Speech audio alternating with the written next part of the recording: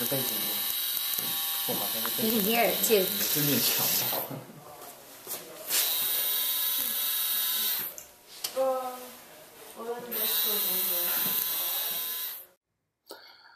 So what's going on here is that the electrons are being generated by the Van de Graaff generator that's being held over the tinsel paper, and as it's being put over that little ball, the electrons are transferred to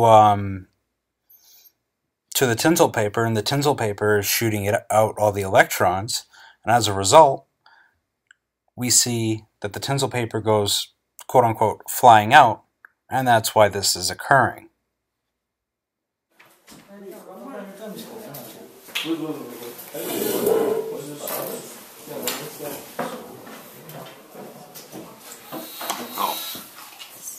Getting glare, but that's better.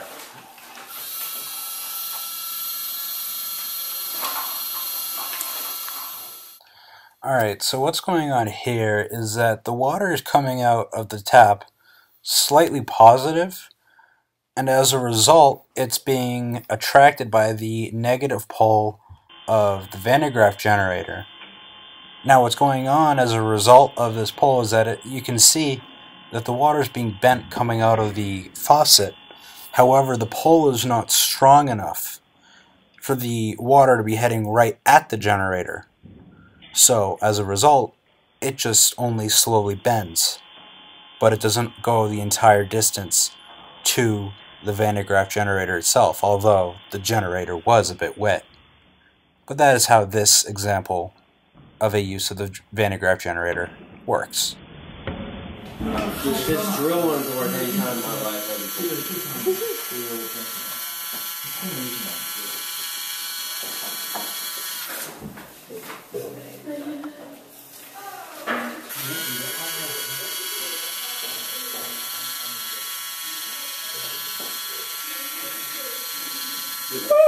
Four steps of using the hole.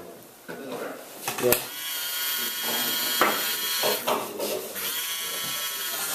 Wait, can I just clamp it down?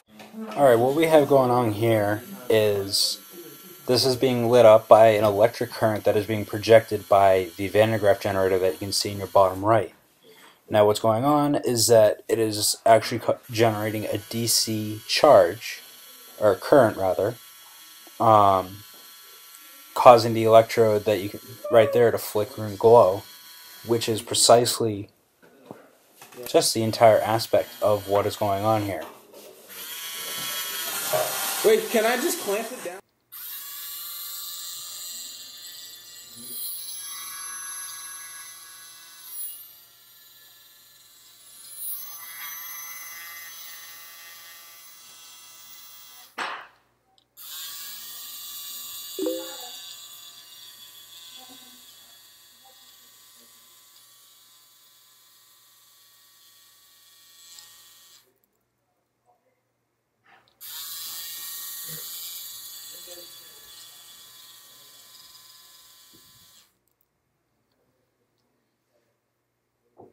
That was awesome.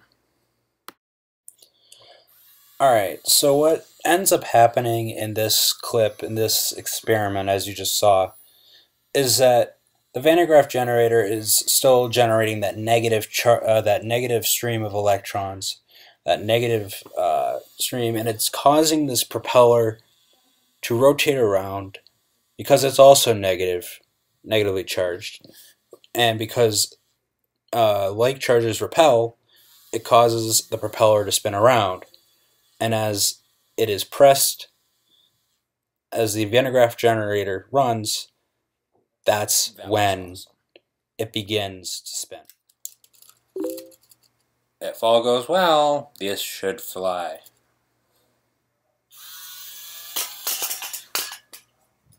That was cool.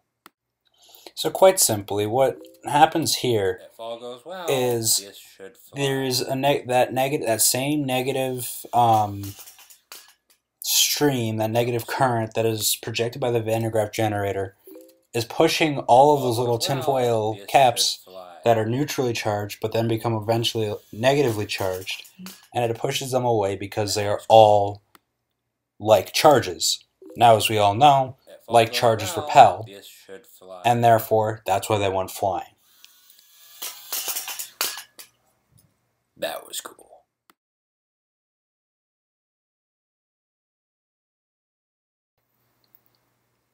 Induction.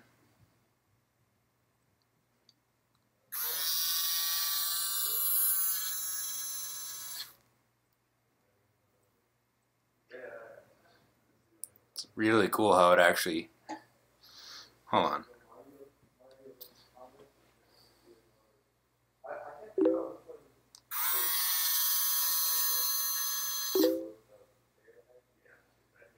Just like what would happen to your hair if this was strong enough. So, similar to the very first clip that I showed you guys, this is tinsel, and we're using the Graaf Generator to, if you can see the little bits of tinsel, it's not very well focused, and I apologize for that, but really cool how it actually... the electric current is being projected through the tinsel, and if you're to use a strong enough Graaf Generator, all these strands would be your hair, and if your hair would be sent around flying crazy. If this was yes, enough. I just said flying crazy. And as a result, you can see that they're also being spread apart. That's because there's just so much current being needed. Well, rather, not being needed as much as it just is being used. It's really cool how it actually... and is flowing through the tinsel, so they're all being pushed separately.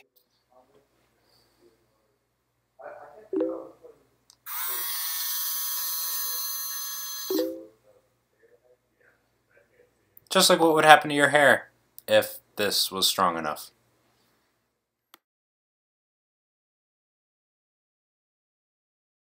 This is supposed to spin. Let's see what happens.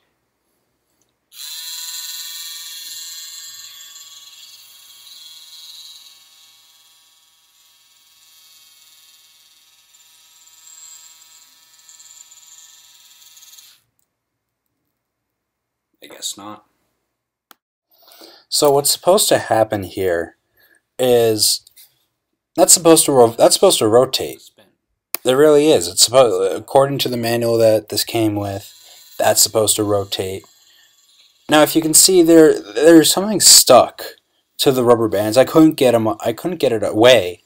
I couldn't do it without absolutely tearing it apart, and you're going to see why I need it later. But as a result, it wasn't doing what it was supposed to do, and I think that this has to probably do with the interference that was being generated by those objects that are attached that were not supposed to be attached to this object. Otherwise, I think that this would have probably worked. I guess not. This is supposed to go back and forth. Let's see if it does, because the last one it didn't do so well.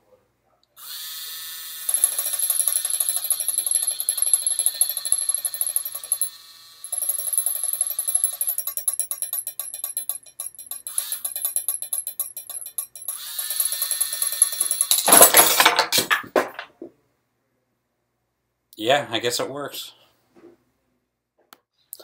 Alright, so that ball is negatively charged, and my finger is helping to ground that one plate. And as a result, that ball is just getting shot back and forth between the two, if you couldn't tell. And I found it to be, that was exactly what it was supposed to do, according to the little booklet that this came with. And oh wow, yep, I completely freaked out. I guess it works. Yeah, apparently loud noises in that, and okay, repetitive noises rather, and slightly changing things seem to do that to me. But nonetheless, I thought that this was pretty cool, and I also feel as though the negative, like just because it was this worked the way it's supposed to, I feel that it really shows that the negative current being generated by the Graaf generator is exactly, how else to put it? It does what it's supposed to do. Yeah, I guess it works. This is supposed to follow. This little thing is supposed to follow my Graaf generator.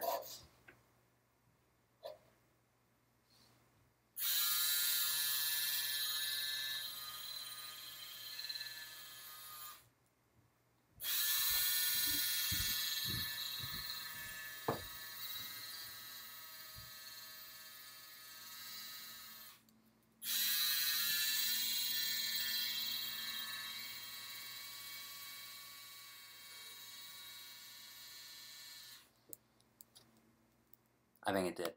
So what's happening in this clip is that I believe that the little cylinder that we have here is either neutral or it is slightly positively charged, and as a result, that's what's making it roll towards the Graaf generator until it takes more, until after a while it stores so much of this negative charge that it doesn't work quite as well. As you notice, it takes a lot more time.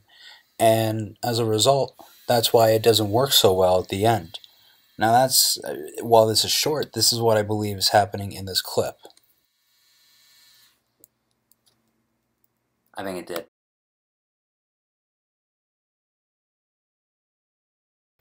Honestly, I don't know what to expect to happen here, but I'm pretty sure it has something to do with this knocking over these.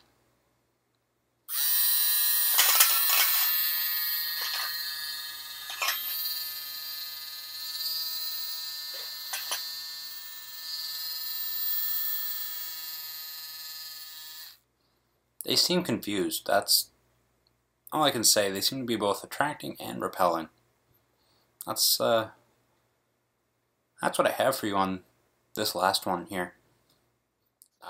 So similar to the first time I used these little flying saucers, I believe that they were neutral. That they had a neutral charge when I started with it. But then as time went on, it became negatively charged, and as a result, they started moving away. Now the interesting thing is that they, at the same time, it seemed like they would also come closer, which would indicate that they were positively charged. So I feel like it was very close to either neutral or slightly positive, and then eventually it became negative and pushed itself away. Now, well, I'm not entirely sure.